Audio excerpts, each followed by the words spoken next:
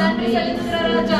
இயேசப்பா அநேகர் ஆண்டவரே வேலை இல்லாம ஆண்டவரே இயேசப்பா ஆண்டவரே உடன் சோர்வுகள் இருக்கலாம் ராஜா. இயேசப்பா ஆண்டவரே நீர் ஆண்டவரே எல்லாத்துக்கும் ராஜா ஒரு பதில தந்து ராஜா. இயேசப்பா உங்களுக்கு நாங்க இயேசப்பா நன்மைகள் செலுத்த ஆண்டவரே இயேசப்பா மகிமை செலுத்த வந்திருக்கிறோம் ராஜா. இயேசப்பா இந்த நேரத்துல ஆண்டவரே ஒவ்வொருத்தரும் கரத்துல ஒப்பு கொடுக்கிற ராஜா. ஆராதனை வேளையில ராஜா ஒவ்வொருத்தரும் ராஜா இயேசப்பா உங்க வாழ்க்கையில நீ செய்த நன்மைகளை நினைத்து ஆராதனை ஆண்டவரே செலுத்த ஆண்டவரே இயேசப்பா ஒவ்வொருத்தரும் வாய்களை ஆண்டவரே திறந்த ஆண்டவரே இயேசப்பா உம் நாமத்தை மகிமைப்படுத்த ஆண்டவரே எங்களை தகுதிப்படுத்துங்க ராஜா. இயேசப்பா ஆராதனை வேளையில மக்கின அபிஷேகம் ஆண்டவரே ஒவ்வொருத்தரும் காண ஆண்டவரே இயேசப்பா ஆண்டவரே ஒவ்வொருத்தரும் ராஜா இயேசப்பா ஒவ்வொருத்தருக்குள்ள ஆண்டவரே மக்கின அபிஷேகம் இறங்கட்டும் ராஜா. இயேசப்பா நீர் இந்த இடத்துல ஆண்டவரே அசைவாட போற கிருபைக்காக உமக்கு நன்றி செலுத்துகிற ராஜா. இயேசப்பா உங்களுக்கு நாங்க இயேசப்பா நன்மைகளை செலுத்துகிற ராஜா. எங்க ஆராதனைகள் ஆண்டவரே உமக்கு ஒருவருக்கு மாற்றம் தான் ஆண்டவரே இயேசப்பா ஆண்டவரே கடந்த நாட்களிலும் ஆண்டவரே கடந்த வருடங்களிலும் ராஜா இயேசப்பா எங்களுக்கு எந்த ஒரு குறைவும் இல்லாதபடி ராஜா எங்களுக்கு ஆண்டவரே நன்மையா நடத்தி ஆண்டவரே எல்லா ஒரு குறைவிலும் ஆண்டவரே எங்களுக்கு ஆண்டவரே நீர் நிறைவா ஆண்டவரே எல்லாம் மாற்றினதுக்காக உமக்கு நன்றி செலுத்துகிற ராஜா. இயேசப்பா எங்க வாழ்க்கையில ஒவ்வொரு நாளும் ராஜா இயேசப்பா உமக்கு என்று நாங்க ஆண்டவரே வாழ ஆண்டவரே ஒவ்வொருவரும் தகுதிப்படுத்துங்க ராஜா. ஆராதனை வேளையிலும் ராஜா இயேசப்பா எங்க சிந்தனையும் ஆண்டவரே எங்க மனதும் ராஜா ஒரு நிலைப்படுத்துங்க ராஜா. இயேசப்பா எல்லா ஒரு கஷ்டத்திலும் ஆண்டவரே விடுதலை ஆண்டவரே ஒவ்வொருத்தருக்கும் கிடைக்க ஆண்டவரே கிருபை தாங்க ராஜா. இயேசப்பா ஆராதனை வேளையில ராஜா இயேசப்பா யார் ஆண்டவரே கஷ்டத்தோட ஆண்டவரே இயேசப்பா எனக்கு பதில் கிடைக்குமான்னு வந்திருக்காங்களே இயேசப்பா ஆண்டவரே ஆராதனை வேளையில அவங்களோட பேசுங்க ராஜா. இயேசப்பா நீர் பேசுவீர் என்று விசுவாசிக்கிறோம் ராஜா. இயேசப்பா நீர் ஆண்டவரே இயேசப்பா எந்த இடத்துல ஆண்டவரே இயேசப்பா படிக்கல இருக்காங்களா ராஜா இயேசப்பா இயேசப்பா மரண படிக்கல இருக்கிற ஆண்டவரே ஒவ்வொருத்தரும் நீர் இந்த இடத்துல ஏறெடுக்க ஆராதனை இயேசப்பா அந்த இடத்துல ஆண்டவரே சுகத்தை கொடுக்க போற கிருபைக்காக உமக்கு நன்றி செலுத்துகிற ராஜா. இயேசப்பா எந்த ஒரு மெடிக்கல் ரிப்போர்ட்டுக்காக வெயிட் பண்ணிட்டு இருக்காங்களோ ஆண்டவரே ஒவ்வொருத்தரும் நீர் தொடுங்க ராஜா. இயேசப்பா நீர் ஆண்டவரே அந்த இடத்துல ஆண்டவரே பிரசன்னத்தினால் ஆண்டவரே நீர் அங்க ஒரு அதிசயத்தை செய்ய போற கிருபைக்காக உமக்கு நன்றி செலுத்துகிறோம். எல்லாரும் வாய்களுக்கு இருந்து ஆண்டவருக்கு ஆராதனை செலுத்துவோமா? தேவனுக்கே மகிமை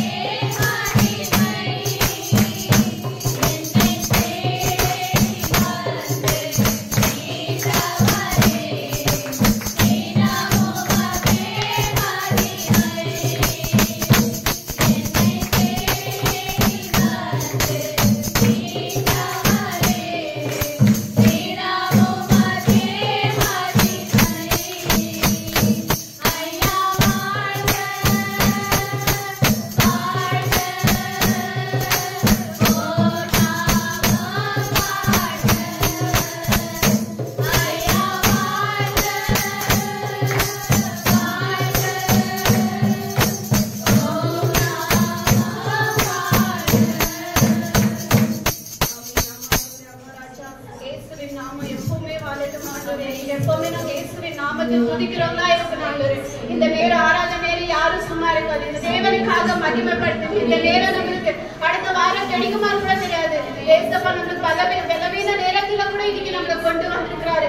தேவனுக்கு இந்த ஒரு நிமிஷம் நம்ம ஆராதனை செலுத்தலாம். இயேசுவே உமக்கு, ராஜாவே உமக்கு ஆராதனை, எலியாவின் தேவனே உமக்கு ஆராதனை, ஈசாக்கின் தேவனே உமக்கு ஆராதனை. ஏசப்பா என் கஷ்டங்களை தீர்ந்தவரே உமக்கு ஆராதனை, எங்க வியாதிகளுக்கு குணப்படுத்தினவரே உமக்கு ஆராதனை, எங்க சந்தோஷப்படுத்தினவரே உமக்கு ஆராதனை.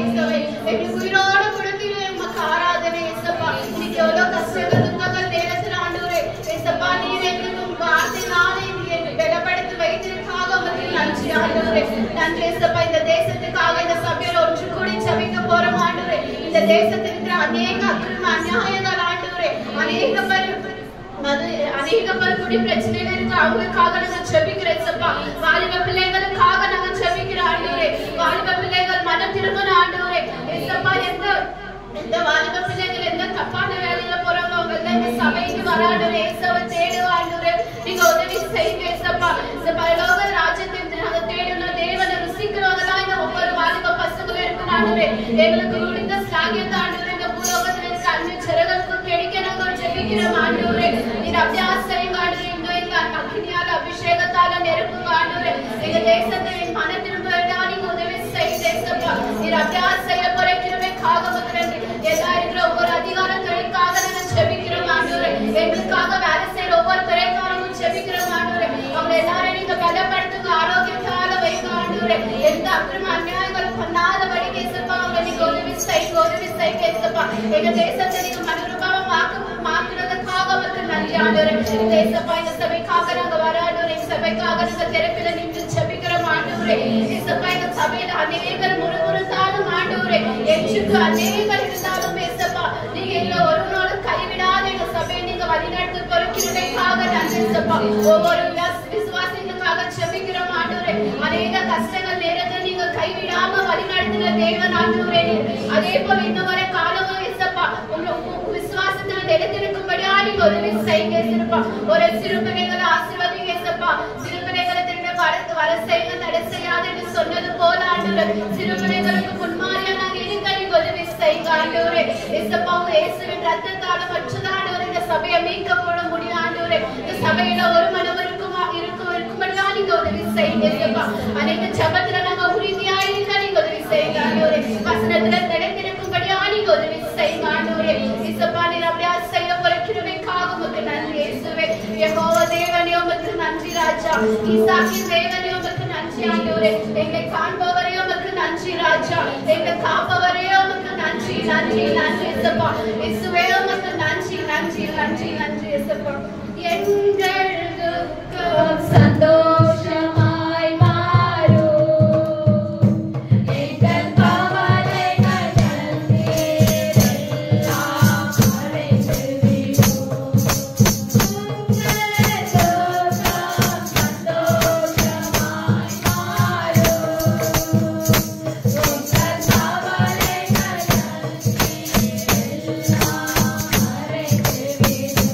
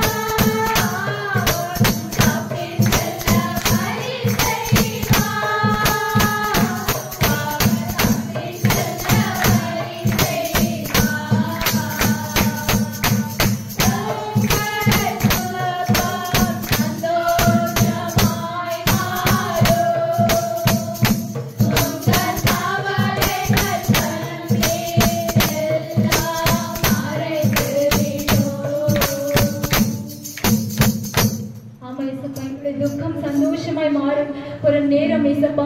இந்த ஆராதனை வேலை ஏசப்பா எங்களோடு நீங்க பேசுறீரே, அதற்காக உண்மை நன்றியோடு துதிக்கிறோம், ஸ்தோத்தரிக்கிறோம் ஏசப்பா.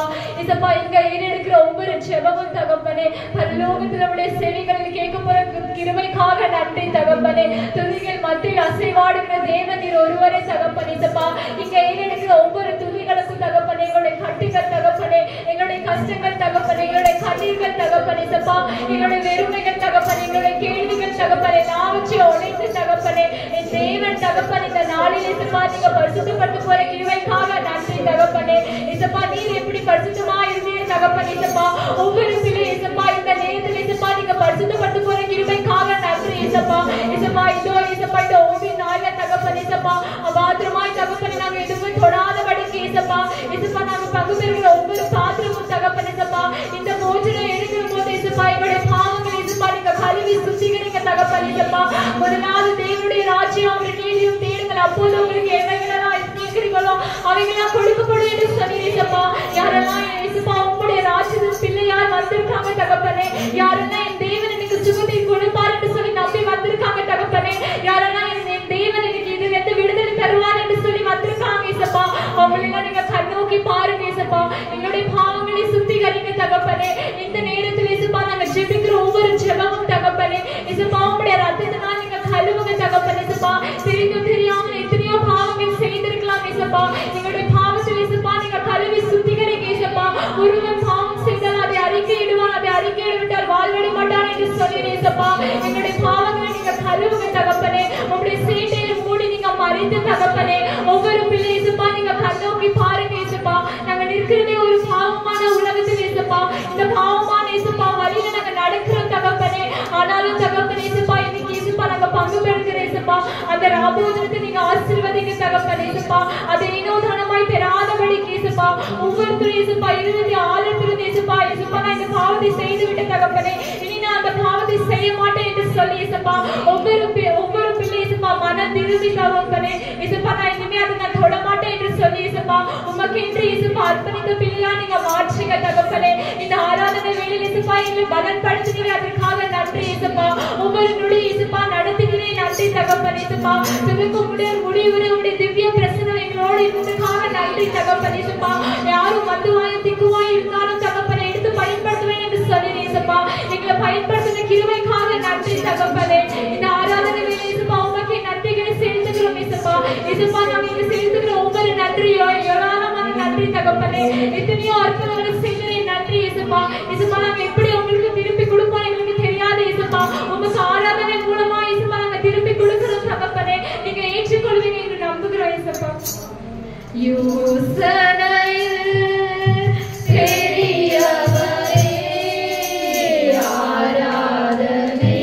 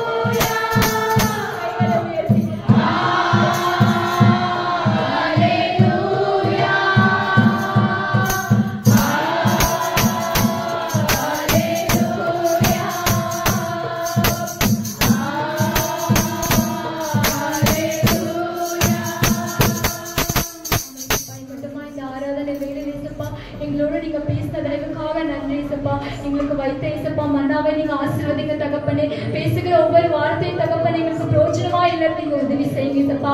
இசப்பா நாங்களும் தகப்பனே 30, 60, 100 இசப்பா பலனை கொடுக்கிற பாத்திரங்களா நீங்க மாற்றுங்க தகப்பனே. வரை மூலமாக இசப்பா அநேக காரியங்களை கற்றுக்கொள்ள நீங்க உதவி செய்யுங்க இசப்பா. வர தடைப்பட்டிருக்க ஒவ்வொரு பிள்ளைங்க உங்க கருத்தில் வைத்து ஜெபிக்கிற தகப்பனே. வினோதனமா இருக்காதபடிக்கு இசப்பா உங்க ஆலயத்துக்கு வர பிள்ளையா நீங்க மாற்றுங்க தகப்பனே. இசப்பா இனி நடத்துகிற ஒவ்வொரு இசப்பா செக்ஷன் நீங்க ஆசீர்வதிங்க இசப்பா. ஒவ்வொரு பிள்ளையும் தகப்பனை கேட்டு விட்டு விடாதபடிக்கு நடக்கிற பிள்ளையா நீங்க மாற்றுங்க இசப்பா. அடுத்த வாரம் வரும்போது இசப்பா இன்னும் அநேகமான அற்புதங்களை இசப்பா ஒரு சாட்சியோடு வர நீங்க உதவி செய்யுங்க. எல்லா துந்தி கண்ண மயமே ஒவ்வொருக்கே செலுத்துகிறேன் இயேசுவின் நாமத்தில் பிதாவே. ஆண்டவரே எங்களை 3 மாதத்துல கண்மணி போல பாதுகாத்து இந்த 4வது மாதத்துல எங்களை கொண்டு நிலைநிறுத்தி எங்களோட பேச ஆண்டவருடைய வேத வசனங்களை அதிகமாக ஆளுமைக்குள்ளாக உட்படுத்தும்படியாக அதிகமாக இந்த வேதத்தை அதிகமாக செவிக்க இந்த நாட்களை நீ கொடுத்திருக்கிற கிருபைக்காக நன்றி சொல்கிறோம். அநேக குடும்பங்கள் இந்த 40 நாள் உபவாசத்தோடு இருக்கிறார்கள். ஆண்டவரே அவருடைய தேவையை நீ சந்திக்க வேண்டுமா செவிக்கிறோம். பெரிய காரியங்கள் செய்யுங்க. பேசுகிற தாசனை மறைத்து மறைப்பொருளை நீங்கள் வெளிப்படுத்துங்க. எங்களுக்கு பிரயோஜனமா இருக்கட்டும். மாம்சத்துல பேசாதபடி ஆண்டவரே பசுத்த ஆவியானவர் நிறந்து வந்திருக்கிற பிள்ளைகளுக்கு ஆண்டவரே ஒரு ஆசீர்வாதமா இருக்கட்டும். இதை பார்த்து கொண்டிருக்க இதை கேட்டுக்கொண்டிருக்கிற அவருடைய வாழ்க்கைக்கு ஆண்டவரே மனம் திரும்பும்படியாய் ஆண்டவராய் கனி கொடுக்கும்படியாய் இது கடைசி காலத்துல வந்திருக்கிறோம். ஆசீர்வாதம் பயன்படுத்துங்க. இயேசு கிறிஸ்துவின் வேண்டுதலுக்கு நிச்சயம் நல்ல பிதாவே. ஆமென். ஹல்லேலூயா.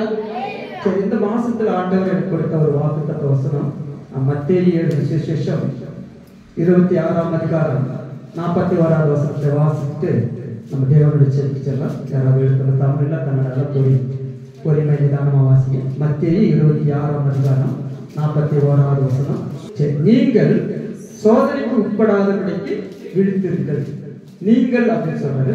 சோதனைக்கு உட்படாதபடி விழித்திருங்கள், ஜெபம் பண்ணுங்கள். நம்ம விழித்திருக்கணும். அப்புறம் என்ன பண்ணணும்? ஜெபம் பண்ணணும். அடுத்தது என்ன சொல்றாரு? நீங்கள் நீங்கள் ஆவி உற்சாகமா தான் இருக்குது, மாம்சம் விலகினமா இருக்குது. நம்ம ஜெபம் பண்றோம், ஆனா நம்முடைய ஜெபத்தை அந்த மாம்சம் என்ன பண்ணுது? விரோதமா இருக்குது. ஜெபிக்கலான்னு போவோம், அங்க ஒரு தடை வந்துடும். வேதத்தை வாசிக்கலான்னு போவோம், அங்க ஒரு தடை வந்துடும். அதுதான் ஆண்டவர் சொல்றாரு, இந்த நாட்களில நமக்கு அநேக சோதனைகள் வரும் பொழுது நம்ம விழித்திருந்து ஜெபம் பண்ணுங்கள், கர்த்தர் உங்களுக்கு விடுதலை கொடுப்பார். இந்த நாட்களில நம்ம தொடர்ந்து நம்ம இந்த 40 நாள் சிலுவையின் பாடுகளை குறித்து நாம் தியானம் பண்ணி கொண்டு வந்திருக்கிறோம். இந்த நாட்களில் ஆண்டவர் நமக்கு இயேசு கிறிஸ்துடைய ரத்தம், அது இயேசு கிறிஸ்துடைய ரத்தத்தினால நமக்கு என்ன பிரயோஜனமா இருக்கிறது? ஒரு முக்கியமான ஒரு கிறிஸ்துவுடைய வாழ்க்கையில இயேசு கிறிஸ்துடைய ரத்தம் நம்முடைய பாவங்களை மன்னிக்கிறது. அந்த தலைப்புல தான் நம்ம பார்க்க போறோம். நீங்க வேதத்தை நீங்க வாசிக்கும் பொழுது பழைய ஏற்பாட்டு காலத்துல மோசே காலத்துல அவங்க அடிமை போனவங்க 70 பேர் தான். அதன் பிறகு அவங்க பழகி பெருகி அதிகமான ஜனங்கள் ஆனதுனால பார்வோனுடைய இருதயம் கடினப்பட்டு இந்த ஜனங்களை எப்படியாவது அடிமையாக வைக்க வேண்டும், இவர்களை விடுதலை பெற வேண்டும், பெறாதபடிக்கு அதிகமா வேலைகளை கொடுத்தாரோ, அதிகமா அந்த செங்கல் அறுக்கக்கூடிய வேலையை கொடுத்தாரோ. அவர்களே போய் என்ன பண்ணுமா, அதை சேகரித்து அந்த வைக்கோல், அந்த மண்ணு, அந்த செங்கல் அறுக்கிறது எல்லாத்தையும் அவர்களே சேகரித்து ஒரு கடுமையான ஒரு சட்டத்திட்டத்தை கொண்டு வந்தார் என்று சொல்லி பார்க்கிறோம். பார்வோன் எப்படியாவது இஸ்ரவேல் ஜனங்களை அழிக்கணும்னு தான் அவருடைய நோக்கமாக இருந்துச்சு. ஆனால் கர்த்தர் அவர்களை என்ன பண்ணார்? ஆண்டவர் அவருக்கு விடுதலை கொடுப்பதற்காக ஒரு மனிதனை ஆண்டவர் ஏற்படுத்தினார். அவர்தான் மோசே. மோசே மூலமாக அடிமைத்தனத்தில் வாழ்ந்து கொண்டிருக்கிற பிள்ளைகளுக்கு இயேசு கிறிஸ்து என்ன பண்ணார்? மோசே மூலமாக அந்த ஜனங்களுக்கு என்ன பண்ணார்? ஒரு விடுதலை கொடுத்தார். ஆண்டவர் மோசே இஸ்ரவேல் ஜனங்களோடு அந்த பார்வோன் கூட பேசும் பொழுது அவனது ஜனங்கள் அவ்வளவு சீக்கிரமாய் விடுதலை கொடுக்கல. வேதத்துல நீங்க வாசிங்கன்னா அவங்களுக்கு அதிகமா தொண்டு கொடுத்தது மட்டுமல்லாமல் கடுமையான வேலை கொடுத்தது மட்டுமல்லாமல் அவர்கள் என்ன பண்றாங்க, இன்னும் அதிகமாக என்ன பண்ணணும், அந்த இஸ்ரவேல் ஒடுக்கினார் என்று சொல்லி வேதம் சொல்லப்பட்டிருக்குது.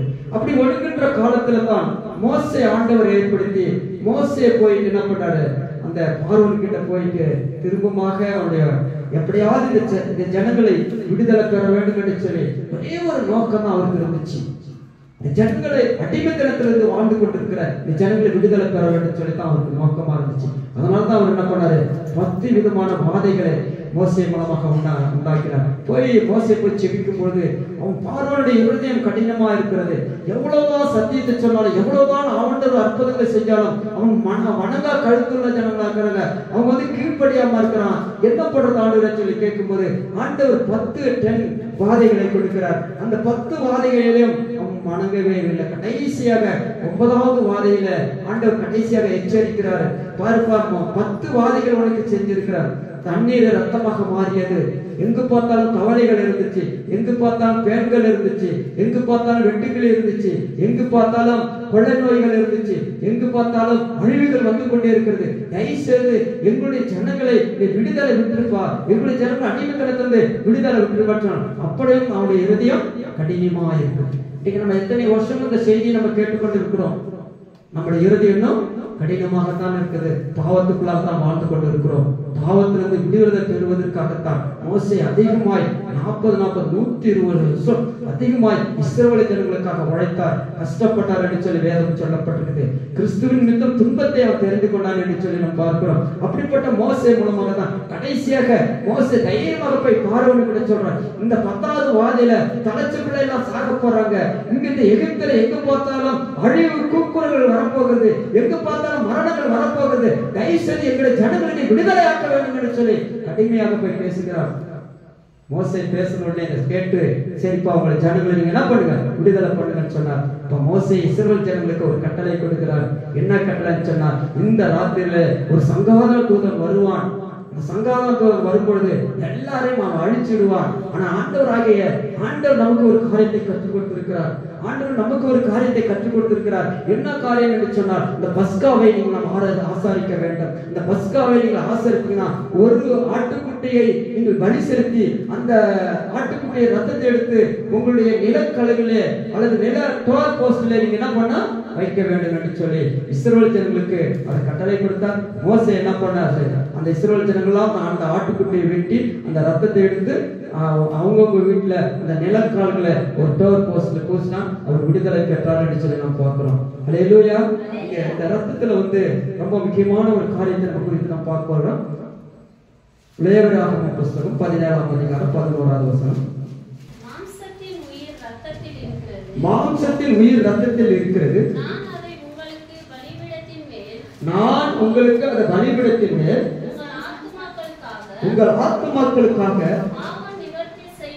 பாவ நிவர்த்தி செய்யும்படிக்கு கட்டளையிட்டேன். பாருங்க, மாம்சத்துல ரத்தத்துல என்ன இருக்குன்னா உயிர் இருக்குது என்று சொல்லி நான் பார்த்துருக்கேன். மாம்சத்துல ரத்தத்துல என்ன இருக்குன்னா உயிர் இருக்குது. அதனாலதான் இந்த பலிபீடத்துல கொண்டு போய் என்ன பண்றான், அந்த ஆத்துமாக்களுக்காக அல்லது பாவ நிவார்த்தி செய்யும்படிக்கு ஆத்துமாக்களுக்காக அவர் என்ன பண்ணலாம், பாவ நிவார்த்தி செஞ்சார். இந்த ரத்தம் உயிர் இருக்குது. இந்த ரத்தத்துல உயிர் இல்லைன்னு சொன்னால் நம்முடைய பாடி நாயிடம் டெட் பாடி என்று சொல்லப்படுகிறோம். அதான் பழைய ஏற்பாட்டில் ஆதியாகம புத்தகத்தில் நீங்க வாசிக்கும் பொழுது ஆபேலுடைய ரத்தம் பேசியது என்று சொல்லி பார்க்கிறோம். அப்ப ரத்தம் பேசுகிறது என்று சொல்லி நம்ம பார்க்கிறோம். ஒருவேளை ஆபேலை இந்த கொலை செய்து போட்டுருவாங்க தன் சகோதரன், ஆனா ஆண்டவருடைய சமூகத்துல போய் இந்த ரத்தம் என்ன பண்ணான், முறையிட்டது, பேசியது என்று சொல்லி பார்க்கிறோம். அப்ப மாம்சத்துல இந்த ரத்தம் உயிரோடு இருக்கிறது. அப்படினால நம்முடைய ஆத்மா உயிரோடு இருக்கிறது. இந்த ரத்தம் எப்ப செத்து போயிட்டா அதை நம்ம என்ன பண்ண முடியாது, பலி செலுத்த முடியாது. அதனாலதான் அந்த பலி செலுத்துவதற்காக இந்த ரத்தத்தை என்ன பண்ணார், அவரு பலி செலுத்தினார். பாவ நிவாரணி செய்கிற ஒரு ரத்தமாக இருந்துச்சாம். இந்த பஸ்கா எதை குறிக்கிறது என்று சொன்னார், பாவத்தை என்ன பண்ணுதான், அல்லது பாவத்தை நிவர்த்தி செய்கிற ஒரு பலியாக இருந்தது என்று சொல்லி பார்க்கிறோம். அதை நீங்க யாத்திராகம புத்தகம் 12ஆம் அதிகாரம் 7வது வசனத்தை நீங்க வாசிங்க. அந்த ரத்தத்தை கொஞ்சம் எடுத்து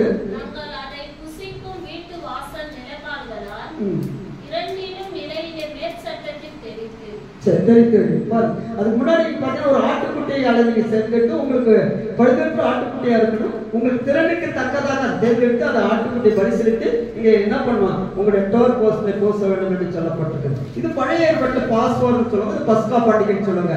இதே பஸ்கா பண்டிகையை நீங்க அடுத்தது நீங்க புதிய ஏற்பாட்டுக்கு வந்தீங்கன்னா 1 கொரிந்தியர் 5ஆம் அதிகாரம் இயேசு கிறிஸ்து நமக்காக என்ன பண்ணாராம், பாவமாக பலியாயினார். அது வந்து பஸ்கான்னு சொல்றாங்க. வாசிக்க 1 கொரிந்தியர் 5ஆம் அதிகாரம் 7வது வசனம். ஆகையால் நீங்கள் புளிப்பில்லாதவர்களாய் இருக்கிறபடியால் புதிதாய் பிசைந்த மாவாய் இருக்கும்படிக்கு பழைய புளித்த மாவை ஏனெனில் நம்முடைய பஸ்காவாகிய கிறிஸ்து நமக்காக பலியிடப்பட்டிருக்கிறாரே. ஆகையால் நீங்கள் புளிப்பில்லாதவர்களாய் இருக்கிறபடினால் புதிதாய் பிசைந்த மாவாய் இருக்கும்படிக்கு பழைய புளித்த மாவை புறம்பே கழித்து போடுங்கள். ஏனெனில் நம்முடைய பஸ்காவாக கிறிஸ்து நமக்காக பலியிட்டிருக்கிறார். அப்ப பழைய மாவு என்ன ஆயிடும்? புளிப்பு ஆயிடும். இப்ப பழைய ஏற்பாடுகளுக்கு சொல்லப்பட்ட எல்லாத்தையுமே ஆண்டவராக இயேசு கிறிஸ்து என்ன பண்ணாரு? நிறைவேற்றிட்டார். பழைய ஏற்பாட்டுல எல்லாத்தையும் சொன்ன எல்லா காரியத்தையும் ஆண்டவராக இயேசு கிறிஸ்து என்ன பண்ணாரு? இங்க வந்து பஸ்காவாக பலியாக மீட்டெடுத்தார். இப்ப நம்முடைய எல்லாருடைய பாவங்களுக்காக இயேசு கிறிஸ்து என்ன பண்ணாரு? பலியாக ரத்தம் சிந்தினார் என்று சொல்லி பார்க்கிறோம். அதே நீங்க மத்தேயு 26:28 படி பார்க்கணும். இது பாவம் மன்னிப்பு உண்டாகும்படி அநேகருக்காய் சிந்தப்படுகிற புது உடன்படிக்கைக்குரிய என்னுடைய ரத்தமாய் இருக்கிறது. இது புது உடன்படிக்கை. அப்ப பழைய உடன்படிக்கை என்ன ஆயிடுச்சு? இயேசு கிறிஸ்து நிறைவேற்றினாரு. இப்ப புதிய உடன்படிக்கை பாத்தீங்கன்னா புதிய உடன்படிக்கை என்னன்னு சொன்னா ஆண்டவர் என்ன பண்ணாரா? அவரே தன்னைத்தான் என்ன பண்ணாரா? சிலுவையில் என்ன பண்ணாரா? ரத்தம் சிந்தினார் என்று சொல்லி நான் பார்க்கிறோம். அப்ப இந்த ரத்தத்தினால நமக்கு ஒரு பிரயோஜனம் என்னன்னு சொன்னா ரொம்ப முக்கியமான ஒரு காரியம். ஏன்னா ஆண்டவர் 2000 வருஷங்களுக்கு முன்பாக அந்த சிலுவையிலே சிந்தின அந்த ரத்தம் நம்மளை என்ன பண்ணிக்குது? பாவமான நம்ம அது என்ன பண்ணாரு? பாவத்தை சுத்திகரித்து இருக்குது.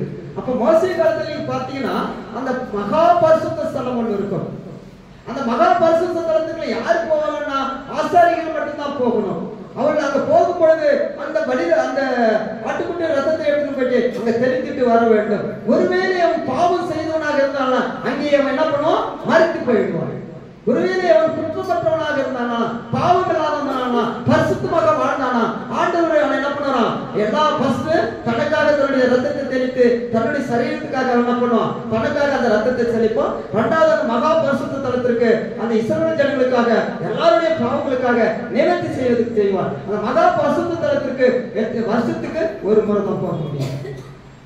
அது மோசேயோட சட்டத்திட்டங்கள், அது பழைய ஏற்பாட்டுடைய கட்டத்திட்டங்கள். ஆனா புதிய ஏற்பாட்டில் பாத்தீங்கன்னா நமக்காக ஆண்டவராக இயேசு கிறிஸ்து என்ன பண்ணாரு? பஸ்காவாக பலியானார் என்று சொல்லி பார்க்கிறோம். 19வது வசனம்.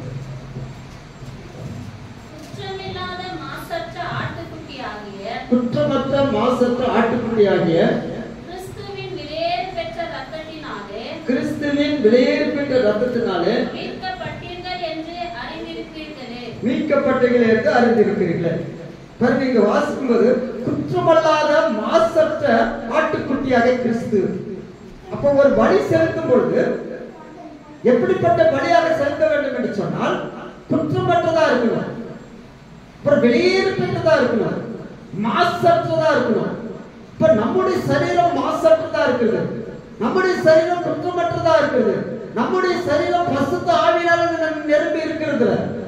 அப்ப ஆண்டவர் சொல்றாரு, அவரு பரிசுத்தமாக இருந்ததுனால, அவர் குற்றமற்றதா இருந்ததுனால, மாசற்றதா இருந்ததுனால, கிறிஸ்து விலையேறப்பட்ட ரத்தத்தினால இருந்ததுனால இந்த ரத்தம் நமக்காக என்ன பண்ணுதான்? மீட்கப்பட்டார். அதான் ஆண்டவர் என்ன பண்ணாரா? இந்த ரத்தத்தை கொடுத்து என்ன பண்ண? தன்னுடைய ரத்தத்தை அவர் கொடுத்தார்.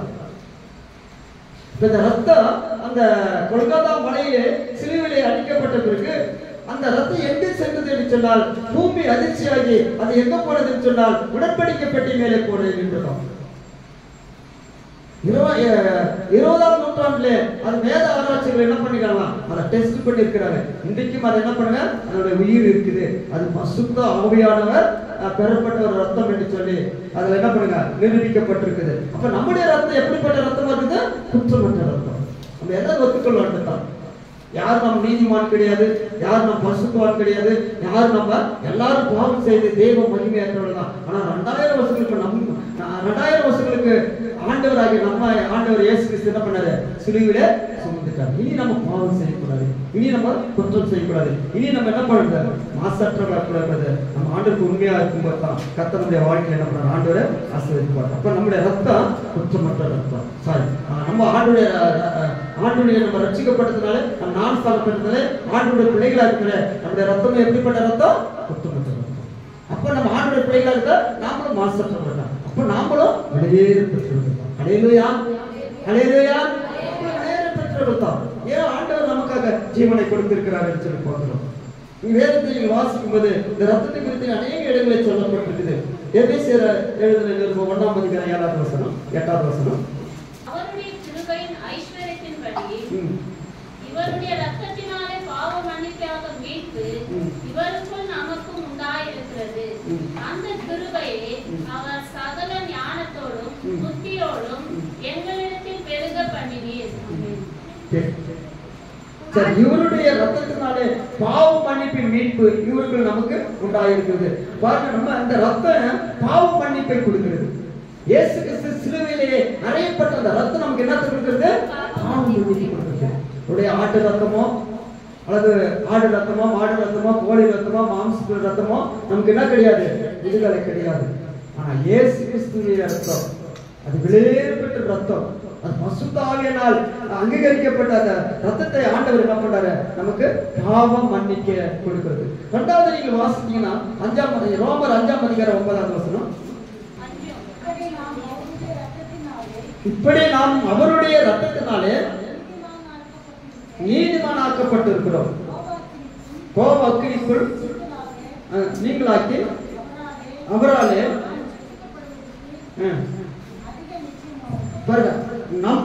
இப்படி நாம் அவருடைய ரத்தத்தினால் நீதிமானாக்கப்பட்டிருக்கிறோம்.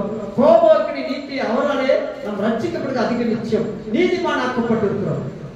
ஏன் சொன்னா ஒரு நாளைக்கு கோபக்கினி வரும், ஒரு நாளைக்கு நியாய தீர்ப்பு வருவார். அப்ப நியாய தீர்ப்பு நாட்கள்ல நீ எதை நினைக்கிறியோ, எதை செய்கிறியோ அது நிச்சயமாகவே உங்களுக்கு என்ன உண்டு? நியாய தீர்ப்பு உண்டு. அப்ப அந்த ரத்தத்தினால நம்ம நீதிமானாக்கப்பட்டோம்னு சொல்லி பாவம் கழுவப்பட்டிருக்க வேண்டும். ஒவ்வொரு மனிதனுடைய வாழ்க்கையும் இயேசு கிறிஸ்து ரத்தத்தினாலே நீங்கள் கழுவப்பட்டவர்களாய் மாற வேண்டும்.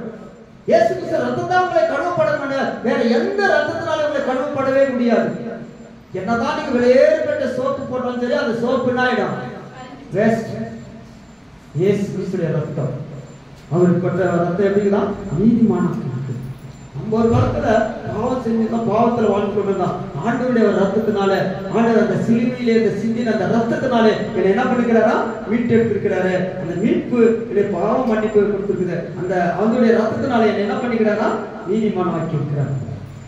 குற்றமற்ற ரத்தத்தை நாங்கள் சுத்திகரிச்சிருக்கிறோம். ஒவ்வொரு நாள் நம்ம அதை உணரும். அதை உணரும் போதுதான் கர்த்தருடைய வாழ்க்கையில் என்ன பண்ணார்? ஆண்டவர் ஆசீர்வதிப்பார். யோவான் 1ஆம் அதிகாரம் 7வது வசனம். அவர் ஒளியாய் இருக்கிறது போல நாமும் ஒளியாய் நடந்தால் ஒருவரோடு ஒருவர் ஐக்கியப்பட்டிருப்போம். அவருடைய குமாரனாகிய இயேசு கிறிஸ்துவின் ரத்தம் சகல பாவங்களை நீக்கி நம்மை சுத்திகரிக்கும். சகல பாவங்களை நீக்கி நம்ம என்ன பண்ணுமா? சுத்திகரிக்கும். நம்ம தேவனுடைய பிள்ளைகளா இருக்கும் போதுதான், தேவனோட ஐக்கியமா இருக்கும் போதுதான், தேவனோட கூட பரிசுத்தமா இருக்கும் போதுதான், தேவனோட கூட நல்ல ஒரு உறவு வைத்துக் கொண்டு இருக்கும் போதுதான், தேவனோட கூட நீங்க ஐக்கியமா இருந்தாதான் ஆண்டவர் உங்களுக்கு என்ன பண்ணணும்? நம்மை நீக்கி அவர் இயேசு கிறிஸ்துவின் ரத்தத்தினாலே என்ன பண்ணலாம்? சகல பாவங்களை நீக்கி நம்ம சுத்திகரிக்கிறோம். ஆண்டவர் சகல பாவங்களை சுத்திகரிக்கும் ஒரே ஒரு காரணம் என்ன சொன்னா, நீங்க அவருடைய பிள்ளைகளா இருக்கணும். அவர் ஒளியில இருக்கிறது போல நீங்களும் எப்படி இருக்கணும்? ஒளியில இருக்க வேண்டும். நீங்க இருளில இருந்தீங்கன்னா ஆண்டவர் உங்களை சுத்திகரிக்க மாட்டார். அந்த பாவம் செஞ்சீங்கன்னா அந்த பாவம் உங்களுக்கு மன்னிக்கப்படாது. உங்களுடைய ரத்தம் குற்றமற்றதாக இருக்க வேண்டும். ஆண்டவருடைய ரத்தம் குற்றமற்றதாக இருந்தபடினாலே இயேசு கிறிஸ்துவின் ரத்தத்தினாலே ஆண்டவர் நமக்கு என்ன பண்ணிக்கிறாரா? பாவ மன்னிப்பை கொடுத்திருக்கிறார். இந்த பாவ மன்னிப்பை நிச்சயத்தை நீங்கள் பெற்றுக்கொள்ள வேண்டும் சொன்னா ஆண்டவராக இயேசு கிறிஸ்து என்ன பண்ணாரு? 2000 வருஷங்களுக்கு முன்பாக நமக்காக என்ன பண்ணாரு? சிலுவையிலே மரித்தார். அந்த ரத்தம் நம்ம சுத்திகரிக்கிறது. நம்ம யாரோடு கூட ஐக்கியமா வச்சிருக்கிறோம்? யாரோடு கூட நம்ம பழகி கொண்டிருக்கிறோம்? உலக சிநேகம், பகை, உலகத்தோடு இருந்தீங்கன்னா நீங்க நரகத்துக்கு தான் போவீங்க. அதுக்குதான் நம்ம ஆண்டோட பிள்ளைகளா இருக்கும்போது முடிந்த அளவுக்கு நீங்க ஆண்டோடு கூட நெருங்கி அல்லது ஜெபத்துல நீங்க இருக்கும்போது கர்த்தருடைய வாழ்க்கையில் ஆண்டவர் என்ன பண்ணலாம்? அதிகமா ஆசீர்வதிப்பார். நீங்க நிறைய நேரங்கள்ல நம்ம என்ன பண்றதுனா ஆண்டோட கூட ஒரு நெருங்கி நம்ம பழகிறதுல போறதுல இந்த ஐக்கியம் நம்ம என்ன பண்றது? விட்டுறோம். சங்கீத புஸ்தகத்தை நீங்க வாசிக்கும் போது சகோதரர்கள் ஒருமித்து வாசம் செய்வது எவ்வளவு இன்பமும் நன்மையும் இன்பமானது சொல்லலாம். அப்போ சகோதரர்கள் நம்ம ஒருமித்து இருக்கணும். அப்படி ஒருமித்து இருந்தாதான் அந்த ஜெபம் கேட்கப்பட்ட ஜெபமா இருக்கும். அந்த ஒருமித்து இருந்தாதான் ஆண்டவர் நம்முடைய வாழ்க்கையில ஒரு பெரிய ஆசீர்வாதமா இருக்கும். சகல பாவங்களை நீக்கி நம்மை சுத்திகரிக்கிற இயேசு கிறிஸ்துவின் ரத்தம் நம்மை சுத்திகரிக்கிறது. அவருடைய ரத்தம் நம்ம என்ன பண்ணுதான் சுத்திகரிக்குதுன்னு சொல்லி நாம் பார்க்கிறோம். அடுத்தபடியாக வாசிக்க யாராவது எடுத்து கொலைசர் 1:20. அவர் சிலுவை சிந்தின ரத்தத்தினாலே சமாதானத்தை உண்டாக்கி உலகத்தில் உள்ளவைகள் பூலோகத்தில் உள்ளவைகள் பரலோகத்தில் உள்ளவைகள் யாவையும் அவர் மூலமாய் நாம் தமக்கு ஒப்புரவாக்கிக் கொள்ளவும் அவருக்கு பிரியமாயிற்று. பாருங்க, இந்த 4வது காரியத்தை நீங்க வாசிக்கும் போது, இந்த கொலைசர் 1:20 நீங்க வாசிக்கும் போது, அந்த இயேசு கிறிஸ்துவின் ரத்தம் நமக்கு என்னத்தை கொடுத்துட்டா? சமாதானத்தை கொடுத்து. ஆண்டவர் அன்னைக்கு சிந்தின அந்த ரத்தம், அன்னைக்கு அவர் நமக்காக சிலுவையிலே அடிக்கப்பட்ட அந்த ரத்தத்தினாலே, அந்த ரத்தத்தின் மூலமாக நமக்கு கிடைக்க வேண்டிய ஒரு ஆசீர்வாதம் என்னது? சமாதானம். எத்தனை குடும்பங்கள் பிரிந்து கொண்டிருக்கிறது, எத்தனை குடும்பங்கள் சமாதானம் இல்லாம கிறிஸ்துவர்கள் தான், எத்தனையோ ஊழியக்கார குடும்பங்கள் எல்லாம் பார்க்கிறோம்.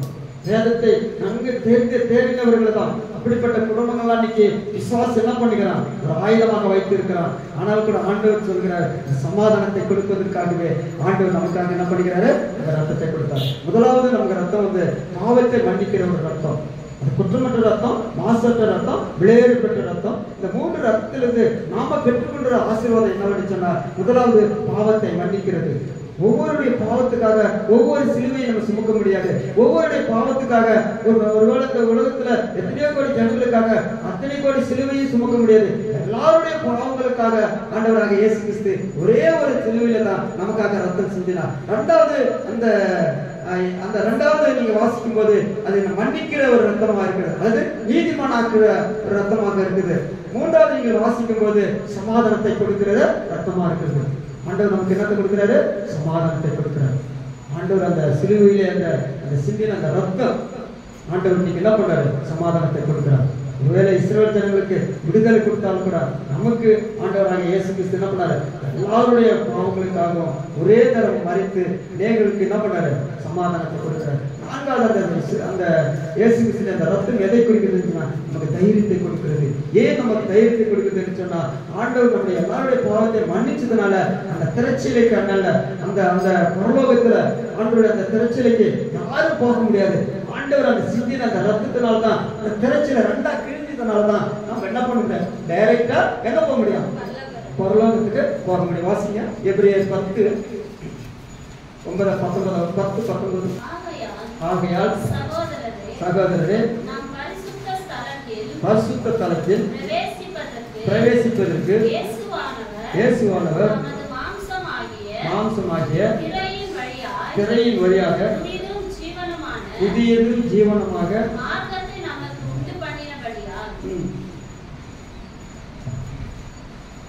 புரிந்து கொண்டபடினா அந்த மார்க்கத்தின் வழியாக பிரவேசிப்பதற்கு அவருடைய ரத்தத்தினாலே நமக்கு தைரியம் உண்டாகி இருக்கிறது என்றார். பாருங்க, ஆண்டவர் நம் பரிசுத்த ஸ்தலத்தில் பிரவேசிப்பதற்கு இயேசு மூலமாக தான் நம்ம என்ன பண்ண முடியும்?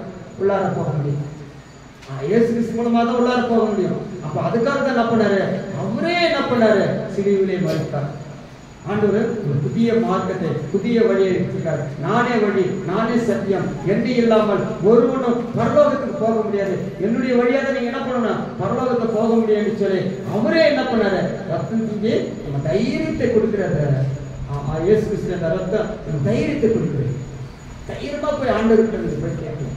தைரியமா போய் ஆண்டவருக்கு நீங்க போயிட்டு ஆண்டவர்கிட்ட போய் ஜெபிக்கலாம். அந்த ஜெபிக்கிறதுக்கு தைரியமாக போய் ஆண்டவர் என்ன பண்ணாரு? நமக்காக என்ன பண்ணாரு? அந்த சிலுவையிலே ரத்தம் சிந்தினாருன்னு சொல்லி நம்ம பார்க்கிறோம். இன்னைக்கு நம்முடைய வாழ்க்கையில நம்ம எப்படிப்பட்டவர்களாக காணப்படுகிறோம்? நீங்க எபிரேயர் 8ஆம் அதிகாரத்திலிருந்து 9:10 நீங்க வாசித்தீங்கன்னா அங்க சொல்லப்பட்டிருக்குது. 8ஆம் அதிகாரம் 9ஆம் 10ஆம் அதிகாரம் நீங்க வீட்டுல உட்காந்து வாசித்தீங்கன்னா ஒரு காரியத்தை ஆண்டவர் நமக்கு சொல்றாரு. என்ன காரியத்தை சொன்னா, அந்த ஆண்டவர் அந்த பரலோகத்துக்கு போவதுக்கு நமக்கு ஆண்டவர் என்ன பண்ணாராம்? டைரக்டா நமக்கு என்ன பண்ணாராம்? அவரே பிரதான ஆசாரியா இருக்கிறாரு. அவரே நமக்கு என்ன பண்ண வழி கொடுக்கிறாரு சொல்லி 9:27-28 அன்றியும் ஒரே தரம் மரிப்பதும் பின்பு நியாயத்தீர்ப்பு அடைவதும் மனுஷருக்கு நியமித்திருக்கிறபடியே கிறிஸ்துவும் அநேகருடைய பாவங்களை சுமந்து தீர்க்கும்படிக்கு ஒரே தரம் பலியிடப்பட்டு நமக்காக காத்து கொண்டிருக்கிறவர்களுக்கு ரட்சிப்பை அருளும்படி இரண்டாம் தரமும் பாவம் இல்லாமல் தரிசனமானார். அன்றி ஒரே தரம் மரிப்பது, பின்பு நியாயத்தீர்ப்பளிப்பது மனுஷனுக்கு நியமிக்கப்பட்டிருக்குது. ஆனா இயேசு கிறிஸ்துவின் அவருடைய பாவங்களை சுமந்து தீர்த்த ஒரே பலியிட்டதனால நமக்காக காத்து கொண்டிருக்கிற ரட்சிப்பை அருளும்படி இரண்டாம் தரம் அவர் என்ன பண்ணாராம்? பாவம் இல்லாம பண்ணாராம். நீங்க 8ஆம் அதிகாரம் 9ஆம் அதிகாரம் 10ஆம் அதிகாரத்தை நீங்க வீட்டுல உட்கார்ந்து பாத்தீங்கன்னா அந்த பலி ஆண்டவர்கிட்ட அந்த பிரதான ஆசாரியர், அந்த 25 வருஷத்துல வாசி பிரதான ஆசாரியர் என்ன பண்ணா? வருஷத்துக்கு ஒரு முறை தான் பரிசுத்த ஸ்தலத்துக்கு செல்ல முடியும். அது பழைய ஏற்பாட்டு காலம். ஆனா புதிய ஏற்பாட்டு காலத்துல ஆண்டவர் அதெல்லாம் என்ன பண்ணிட்டாரு? நமக்கு வெற்றி செஞ்சுட்டார் சிலுவை. அதெல்லாம் நமக்கு என்ன பண்ணிட்டாரு? வெற்றி கொடுத்துட்டாரு. அதனால நமக்கு என்ன பண்ண? தைரியமா போகணும், பயப்படாம தைரியமா அந்த சிலுவையில் நீங்க போகும்போது ஆண்டவர் நம்மள என்ன பண்ணலாம்? ஆசீர்வதிப்பார். 10 வாசிக்க அது ஒரு வசனம். இயேசு கிறிஸ்துவின் சரீரம் ஒரே தரம் பலியிடப்பட்டதினால் அந்த சித்தத்தின்படியே நாம் பரிசுத்தமாக்கப்பட்டுள்ளோம். இயேசு கிறிஸ்து சித்தத்தின்படி, அது அவர் சிந்தின அந்த ரத்தத்தின்படி, அவர் ஒரே தரம் இயேசுவுடைய அந்த சரீரம் ஒரே தரம் நமக்கு பலியிடப்பட்டதுனால நம்ம இன்னைக்கு என்ன பண்றோம்?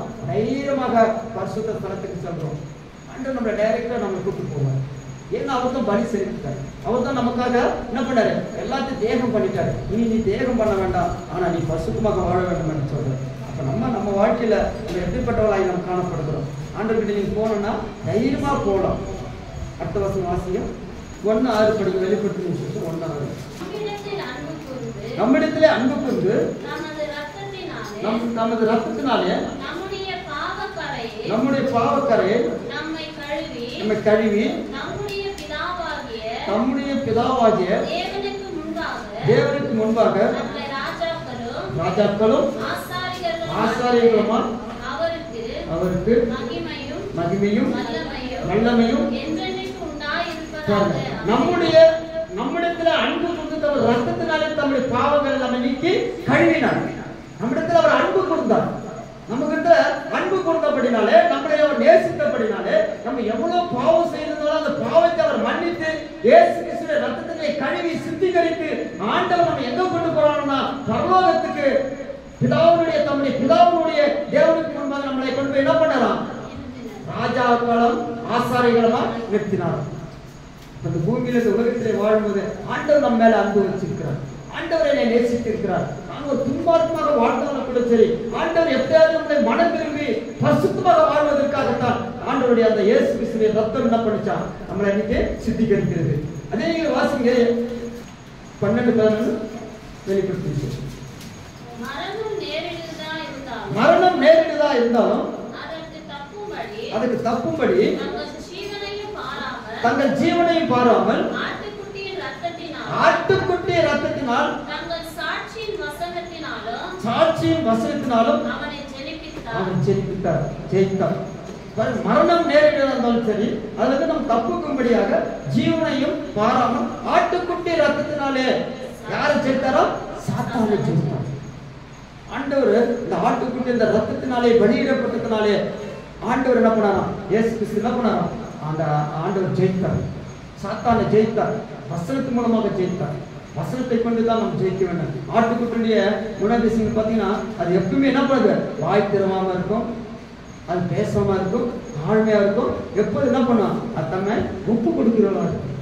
இயேசு கிறிஸ்துவின் ரத்தம் நம்மளை ஒப்பு கொடுக்கிறதா இருக்கும். இன்னைக்கு நம்ம ஒப்பு கொடுக்கணும். ஆண்டவர் நம்ம செய்த எல்லா பாவத்தையும் நீக்கி நம்ம சுத்திகரித்து ஆண்டவர்களை நீதிமானாக வைத்திருக்கிறார். ஆண்டவர்களை மீட்பு வைத்திருக்கிறார். ஆண்டவர்களை பரிசுத்தமாக வைத்திருக்கிறார். ஆண்டவருடைய ரத்தத்தினாலே ஆண்டவர் 2000 வருஷங்களுக்கு முன்பாக நமக்காக அந்த சிலுவையிலே அறையப்பட்டதுனாலதான் இன்னைக்கு நம்ம எப்படி இருக்கிறோம்? பரிசுத்தமாக வாழணும். இல்லைன்னா வாழ முடியாது. இல்லைன்னா வாழ முடியாது. நம்ம ஒவ்வொரு தரமும் என்ன பண்றோம்? நம்ம ராபத்தில் எடுக்கிறோம். அது என்ன எடுக்கிறோம்? 2 Corinthians 11:23. நான் உங்களுக்கு ஒப்புவித்தது கர்த்தரிடத்தில் பெற்றுக்கொண்டேன். என்னவெனில் கர்த்தராகிய இயேசு நாம் காட்டி கொடுக்கப்பட்ட அந்த ராத்திரியிலே அப்பத்தை எடுத்து ஸ்தோத்திரம் பண்ணி அதை பிட்டு நீங்கள் வாங்கி புசியுங்கள், இது உங்களுக்காக பிக்கப்படுகிற என்னுடைய சரீரமா இருப்பாங்க. இந்த கடைசியாக அவர் என்ன சொல்றாருன்னா, ஆண்டவர் இந்த பூமியில இந்த உலகத்திலே வாழும் பொழுது அவர் என்ன சொல்றாருன்னா, ஆண்டவர் என்ன சொல்றாரு, அவர் சீசர்களுக்கு ஒரு பாடத்தை கற்றுக் கொடுக்கிறார். என்ன கற்றுக் கொடுக்கிறாருன்னா, கடைசியில அவர் என்ன பண்றாரு, ஸ்தோத்திரம் பண்ணி அதை வாங்கி நீங்க புசியுங்கள், இது உங்களுக்காக பிற்கப்படுகிற என்னுடைய சரீரம் என்று சொல்றாரு. ஆண்டுடைய சரீரத்தை நம்ம சாப்பிடும் பொழுது, அவருடைய வசனத்தை நம்ம சாப்பிடும் பொழுது, அவர் வசனத்தை நம்ம உட்கொள்ளும் பொழுது நம்ம சரீரம் எப்படிப்பட்ட சரீரமா இருக்கணும், குற்றமற்ற சரீரமா இருக்கணும், மாசற்ற சரீரமா இருக்கணும், வெளியேறப்பட்ட ரத்தத்தினால் நம்ம சுத்திகரிக்கப்பட்டவர்களாய் காணப்படணும். அப்பதான் அந்த ராபோஜனை நீங்க பகிர்ந்து கொள்ளும் போது ஆண்டோட ஒரு ஐக்கியம், அந்த உடன்படிக்கை, அந்த உடன்படிக்கையில நம்ம இருக்கிறோம்னு சொல்லி அந்த குழந்தைங்க அப்படியே 25 வருஷம் வாசிங்க. அது மட்டும் போஜனம் பண்ணின பின்பு அவர் அந்தபடியே பாத்திரத்தை எடுத்து இந்த பாத்திரம் என் ரத்தத்தினாகிய புதிய உடன்படிக்கையா இருக்கிறது, நீங்கள் இதை பானம் பண்ணும் போதெல்லாம் என்னை நினைவு கூறும்படி இதை செய்யுங்கள் என்று சொன்னார். ஆண்டவர் அந்த ராபோஜனம் நம்ம தெரிஞ்ச கதை தான் இருந்தாலும் கூட நம்ம அதை பரிசுத்தமா நம்ம பங்கு பெறணும். அப்படி பரிசுத்தமா நீங்க பங்கு பெறுறதாதான் அதுல என்ன பண்ண முடியும், நம்முடைய ஆசீர்வாதம் அதுல இருக்கும். நீங்க நிறைய நேரம் நம்ம என்ன பண்றோம், ஏனோதோனமா கடமைக்காக நம்ம எடுக்கிறோம். அப்படி கடமைக்காக நம்ம என்ன பண்ணக்கூடாது, எடுக்கக்கூடாது. ஏன்னு சொன்னா அது பரிசுத்தமானது. ஆண்டவர் நமக்கு என்ன பண்ணாரு, அது ரொம்ப முக்கியமானது.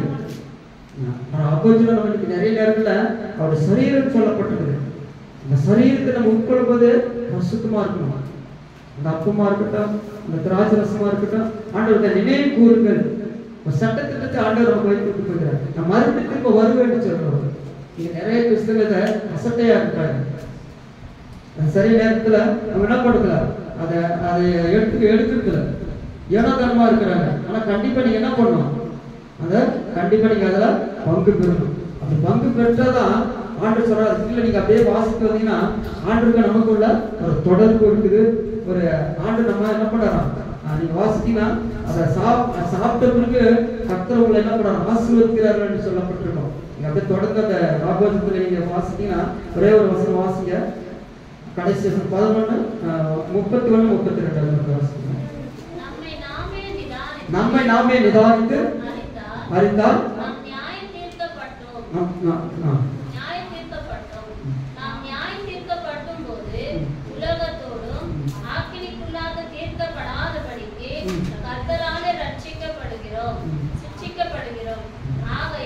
என் சகோதரரே, நீங்கள் போஜனம் பண்ண கூடி வரும்போது ஒருவருக்காய் ஒருவர் காத்திருங்கள். நீங்கள் ஆக்கினைக்கு ஏதுவாக கூடி வராதபடி ஒருவருக்கு பசியா இருந்தால்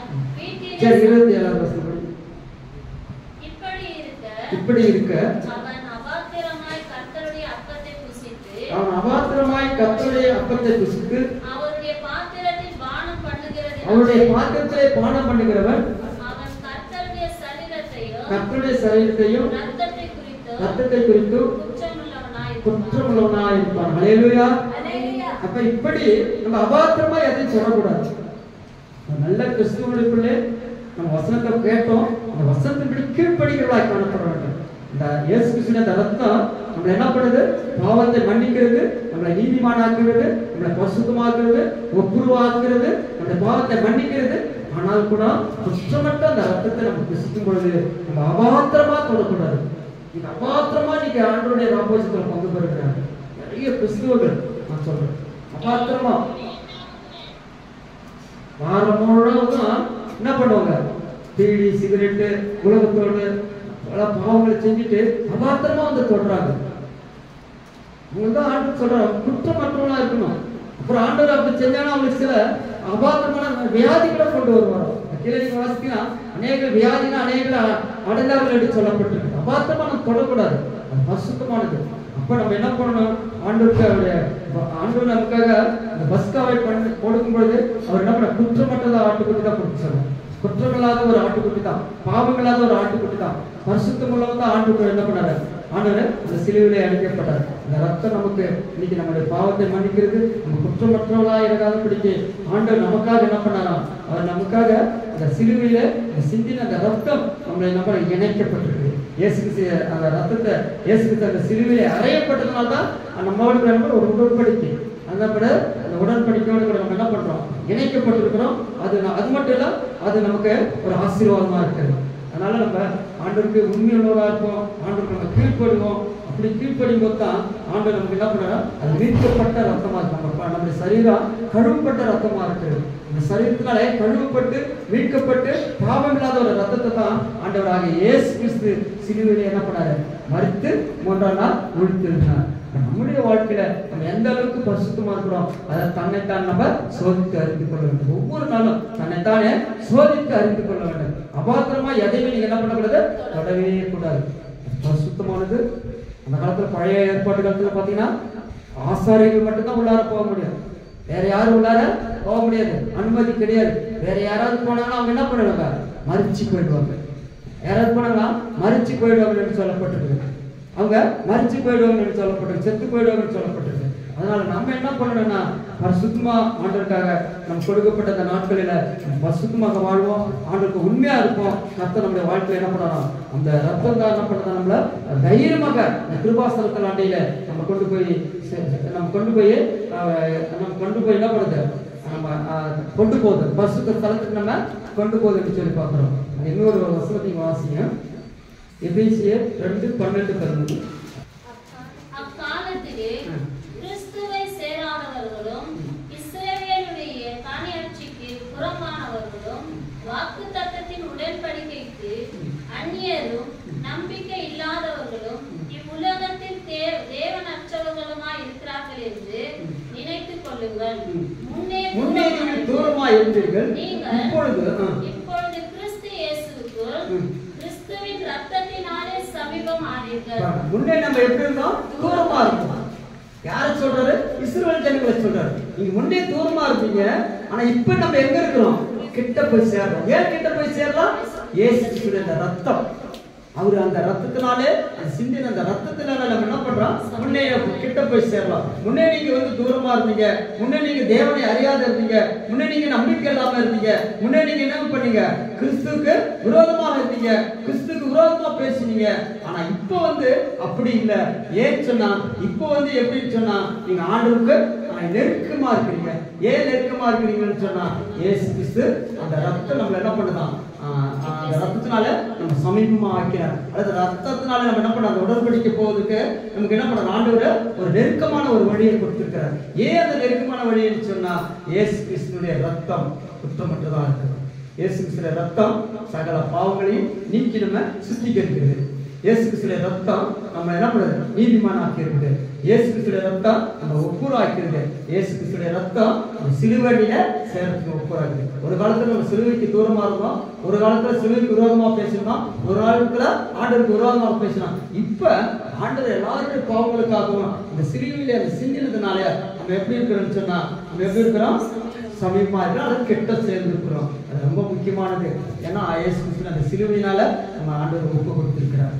முக்கியமானது 3 காரியங்கள்: குற்றமற்ற ரத்தம், மாசற்ற ரத்தம், விலையேறப்பட்ட ரத்தம். இந்த 3 ரத்தத்தினால நமக்கு என்ன உண்டு, ரட்சிப்பு உண்டு, நீதிமானாக்கப்பட்டிருக்கிறோம், மீட்கப்பட்டிருக்கிறோம், கழுவப்பட்டிருக்கிறோம், ஆண்டவரோட கூட ஐக்கியமா இருக்காரு. ஏன் ஐக்கியமா இருக்குன்னா இயேசு கிறிஸ்து அந்த திரைச்சியில என்ன பண்ணாரு, கிழிச்சு அவரே என்ன பண்ணாரு, பரலோகத்துக்கு போய்க்கிறார். அதனால நம்ம தைரியமா போகலாம். இயேசு கிறிஸ்துவின் அந்த ரத்தம் நம்ம என்ன பண்ணுது, தைரியமாக கொண்டு போகுது. வருகிற நாட்களில நம்ம இயேசு கிறிஸ்துவின் அந்த ரத்தம் நிறைய காரியங்களை சொல்லப்பட்டிருக்கிற ரத்தத்தில் நீங்க வாசித்தீங்கன்னா வாசிக்கினே போயிட்டே இருக்கலாம். ஆனா ஒன்னே ஒண்ணு, இந்த ரத்தத்துல என்ன இருக்குது, உயிர் இருக்குது. அந்த உயிர் இருக்கிறதுனால தான் நம்ம இன்னைக்கு ஜீவனோடு இருக்கிறோம். இந்த ரத்தத்துல உயிர் இல்லைன்னு சொன்னா நம்ம பார்த்து என்ன பண்ணுங்க, டெத் பாடின்னு சொல்லுங்க. ஆண்டவராக இயேசு கிறிஸ்து 2000 வருஷங்களுக்கு மரித்தாலும் இன்றைக்கு அந்த ரத்தம் என்ன பண்ணினா நமக்காக, உனக்காக ஆண்டவர் நமக்காக பேசுங்க. நம்முடைய ரத்தம் எப்படிப்பட்ட ரத்தம், குற்றமற்ற ரத்தம், மாசற்ற ரத்தம், விலையேறப்பட்ட ரத்தம் இல்ல. ஆண்டவருடைய ரத்தம் விலையேறப்பட்ட ரத்தம். அவர் நம்ம என்ன பண்ணாரு, எல்லாருடைய பாவங்களையும் சுத்திகரித்து ஆண்டவர் நம்ம என்ன பண்ணாரா, அந்த மகா பரிசுத்த தலத்துக்கு பரலோகத்துக்கு கொண்டு போவதற்காகத்தான் ஆண்டவர் இன்னைக்கு நமக்கு என்ன பண்ணாரு, ஜீவனாக இந்த சிலுவையில என்ன பண்ணாரு, பலியானார். அவர் பலியானது ஒரே ஒரு நோக்கம், என்ன பண்ணாரு, மரித்தாரு, 3ஆம் நாள் உயிர்த்தெழுந்தார் என்று சொல்லி நம்ம பார்க்கிறோம். ஆண்டவர் என்ன பண்ணாரு? அவர் மரித்த கிறிஸ்து மீண்டும் வருவார் என்று சொல்லி என்ன பண்ணாங்க? அந்த நம்பிக்கையோடு இருந்தாங்க. ஆண்டவர் என்ன பண்ணார்? மரித்தாரு, 3ஆம் நாள் உயிரோடு வந்து நம்ம என்ன பண்ணாரு? அவங்களா மீட்பாரு வருவார் என்று சொல்லி நம்ம பார்க்கிறோம். அது நம்ம பரிசுத்தமா இருப்போம், ஆண்டவரால் கீழ்ப்படிவோம், உண்மையிலா இருப்போம். கர்த்தர் நம்ம என்ன பண்ணார்? ஆண்டவரை ஆசீர்வதிப்பார். தேவன் தான் இந்த வசனங்களை ஆசீர்வதிப்பார். நம்ம ஜெபம் பண்ணலாம். ஓய்வு நாளுக்காக நன்றி ஸ்தோத்திரிக்கிற ஆண்டவரே, இந்த மாசத்துல முதல் வாரத்துல சோதனைக்கு உட்படாதபடி நீங்கள் விழித்திருந்து ஜெபம் பண்ணுங்க ஆண்டவரே. உங்களுடைய சரீரமோ தைரியமா இருக்குது, ஆவியும் உற்சாகமா இருக்குது சில தேவன் ஆண்டவரே. இந்த மாசத்துல வருகிற எல்லா சோதனைகளுக்கு ஆண்டவரே நாங்கள் விழித்திருந்து ஜெபிக்கிறவர்களாய் ஆண்டவரே, 2000 வருஷத்துக்கு முன்பாக எங்களுக்காய் சிலுவையிலே மரித்த இயேசு கிறிஸ்து ஆண்டவரே, உயிர்த்தெழுந்த தேவன் ஆண்டவரே. அப்பா, உங்களுடைய ரத்தத்தை ஆண்டவரே, குற்றமற்ற ஒரு ரத்தம், மாசற்ற ஒரு ரத்தம், விலையேறப்பட்ட ரத்தம் ஆத்தினாலே அந்த சிலுவையிலே தொங்கினீர் ஆண்டவரே. அந்த ரத்தத்தினால அநேக ஜனங்கள் ஆண்டவரே பாவம் மன்னிப்பு ஆக்கினீர் ஆண்டவரே, மீட்பை கொடுத்திருக்கிறீர் ஆண்டவரே, நீதிமான ஆக்கி இருக்கிறீர் ஆண்டவரே. அந்த ரத்தத்தினால, இயேசு கிறிஸ்துவின் ரத்தத்தினால ஆண்டவரே எங்களை கழுவி சுத்திகரித்து அந்த சிலுவையிலே வர எங்களுக்கு சமீபமாக்கினீர் ஆண்டவரே. முன்னே நாங்கள் தூரமா இருந்தோம் ஆண்டவரே, முன்னே நாங்கள் பாவத்துக்கு ஆண்டவரே அடிமையாக வாழ்ந்து கொண்டு இருந்தோம் ஆண்டவரே. ஆண்டவரே, நீ மரித்ததனால ஆண்டவரே, இயேசு கிறிஸ்து நீ மரித்து சிலுவையை தொங்கின அந்த ரத்தம் ஆண்டவரே எங்களை மீட்டு ஆண்டவரே. பாவங்களெல்லாம் சுத்திகரித்து மீட்டு மன்னிக்கிற ஒரு ரத்தமாக இருந்துச்சு ஆண்டவரே. இதை கேட்டுக்கொண்டு இதை பார்த்து கொண்டு ஒவ்வொருடைய வாழ்க்கையை ஆண்டவரே அப்பா, அவருடைய ரத்தத்தினாலே, இயேசு கிறிஸ்துவின் ரத்தத்தினாலே என்னை கழுவி சுத்திகரித்தது, என்னை மீட்பு கொடுத்தது என்று சொல்லத்தக்கதாக ஆண்டவரே. பாவம் இல்லாத ஒரு ஆட்டுக்குட்டியானவர் சிலுவிலே அடிக்கப்பட்டது போல ஆண்டவரே, பாவம் இல்லாத இயேசு கிறிஸ்து சிலுவிலே அறையப்பட்டார் என்று சொல்லி பார்க்கிறோம் ஆண்டவரே. இந்த உலகத்துடைய ரத்தம் கரை பிடித்த ஒரு ரத்தம் ஆண்டவரே, உலகத்துல ரத்தம் பாவம் சுமக்காத ஒரு ரத்தம் ஆண்டவரே. ஆனா எங்களுடைய இயேசு கிறிஸ்துவின் ரத்தம் எல்லாருடைய பாவங்களை சுமந்த தீர்த்த தேவ ஆட்டுக்குட்டியானவர் ஆண்டவரே. இந்த பாவத்தெல்லாம் மன்னிச்ச எங்க தேவன் ஆண்டவரே, வருகிற எல்லாருடைய பாவங்களை மன்னித்து வருகிற நாட்களிலே எங்கள் இன்னும் ஆண்டவரே சுகமாக்கி குணமாக்கி உங்களை ஆசீர்வதிக்க வேண்டுமா செபிக்கிறோம் ஆண்டவரே. வந்திருக்கிற பிள்ளைகளுக்கு ஆட்சேபிக்கிறோம் ஆண்டவரே, ஆமோஸ் பாலுக்கு ஆட்சேபிக்கிறோம், ஜான் பிரதருக்கு ஆட்சேபிக்கிறோம், எப்பாக்கு ஆட்சேபிக்கிறோம் ஆண்டவரே. வர தடைப்பட்ட ஒவ்வொரு பிள்ளைகளுக்கு ஆட்சேபிக்கிறோம் ஆண்டவரே, வந்திருக்கிற ஒவ்வொரு குடும்பங்களுக்கு ஆட்சேபிக்கிறோம் ஆண்டவரே, வாலிப பிள்ளைகளுக்கு ஆட்சேபிக்கிறோம் ஆண்டவரே, சிறு பிள்ளைகளுக்கு ஆட்சேபிக்கிறோம் ஆண்டவரே. வர தடைப்பட்ட குடும்பங்களை கர்த்தர் நீர் ஆண்டவரே மீண்டுமாய் கொண்டு வரும்படி ஆட்சேபிக்கிறோம் ஆண்டவரே. அப்பா, அந்த குடும்பத்திலே ஆண்டவரே சமாதானம் இல்லாத ஆண்ட குடும்பங்களுக்கு இயேசு கிறிஸ்துவின் ரத்தம் ஆண்டவரே, இயேசு கிறிஸ்துவின் ரத்தம் அவர்களுடைய குடும்பத்திலே சமாதானத்தை கொண்டு வரும்படி ஆட்சேபிக்கிறோம். வேலையில்லாத பிள்ளைகளுக்கு ஆட்சேபிக்கிறோம், வாலிப பிள்ளைகளுக்கு ஆட்சேபிக்கிறோம், திருமணமாகாத பிள்ளைகளுக்கு ஆட்சேபிக்கிறோம் ஆண்டவரே, வியாதிப்படுகிற பிள்ளைகளுக்கு ஆட்சேபிக்கிறோம் ஆண்டவரே, நேச்சருக்கு ஆட்சேபிக்கிறோம் ஆண்டவரே. நாளை வரும்போது அந்த ரிப்போர்ட் ஆண்டவரே நார்மலாக வரத்தக்கதாக ஆண்டவரே அப்பா உம்மாலே முடியும் ஆண்டவரே. வியாதிப்படுகிற நாட்களில் உங்கள் கர்த்தரை தேடின ஆண்டவரே, கர்த்தரை சுகத்தை கொடுத்திருக்கிறார் ஆண்டவரே. ஆண்டவரே, எங்களை அற்புதத்தை செய்திருக்கிறார் ஆண்டவரே. இன்று கண்ட எகிப்தியரை நீ காண மாட்டாய் என்று சொன்ன தேவன் ஆண்டவரே. அப்பா, அற்புதங்களை அடையாளங்களை செய்ய வேண்டும் ஆட்சேபிக்கிறோம். எங்களுக்கு அந்த ராபத்தில் பங்கு பெற்ற ஒவ்வொரு பிள்ளைகளையும் கர்த்தர் பெருசாக கொடுங்க, ஆசீர்வதிங்க ஆண்டவரே. இது ஏனோ தனமா இல்லை ஆண்டவரே, தன்னை தானே சோதித்து அறிந்து ஆண்டவரே இதில் பானமான கடவுளை என்று சொல்லிய ஆண்டவரே. அப்பா, அவருடைய ரத்தம் இதுல உயிர் இருக்கிறது என்று சொல்லிய ஆண்டவரே. 2000 வருஷங்களுக்கு முன்பாக எங்களுக்காய் சிந்தின அந்த ரத்தத்தினால் ஆண்டவரே இன்னைக்கு நாங்கள் நினைவு கூறுகிறோம் ஆண்டவரே. வந்திருக்கிற ஒவ்வொரு பிள்ளைகளுக்காக நன்றி செலுத்துகிறோம். தொடர்ந்து பாதுகாத்துக் கொள்ளுங்க, பரிசுத்தப்படுத்துங்க, கொடுத்த காணிக்கை அங்கீகரிக்க, ஆசீர்வதிக்க, மகிமைப்படுத்துங்க ஆண்டவரே. எல்லா தடைகளை நீக்கி, போராட்டங்களை நீக்கி, சமாதானத்தை கட்டளையிடும்படி ஆசீர்வதிக்கிறோம். தொடர்ந்து பாதுகாத்துக் கொள்ளுங்க, பரிசுத்தப்படுத்துங்க. பிதா, குமார, பரிசுத்த ஆவியினால ஆசீர்வதிக்கிறோம் ஆண்டவரே, மகிமைப்படுத்துகிறோம். இயேசு கிறிஸ்து விளையாட்டு நாம் செபிக்கிற ஜீவன் நல்ல பிதாவே, என் ஆத்துமாவே கர்த்தரை ஸ்தோத்திரி, என் முழு உள்ளமே பரிசுத்த நாமத்தை ஸ்தோத்திரி, என் ஆத்துமாவே கர்த்தரை ஸ்தோத்திரி. நம்முடைய கர்த்தராகிய இயேசு கிறிஸ்துவின் கிருபையும் பிதாவாகிய தேவனுடைய அன்பும் பரிசுத்த ஆவியானவருடைய அன்பின் ஐக்கியமும் இயேசு கிறிஸ்துவின் வருகை மட்டும் ஆண்டவரே, அவருடைய வருகை மட்டும் வந்திருக்கிற அந்த ராபோஜன் கம்யூனிட்டி சர்வீஸ்ல ஆண்டவரே பங்கு பெற்ற ஒவ்வொருவரையும் ஆண்டவரே 2ஆம் வருகை மட்டும் நீடித்து நிலைத்திருப்பதாக. ஆமென். ஹல்லேலூயா.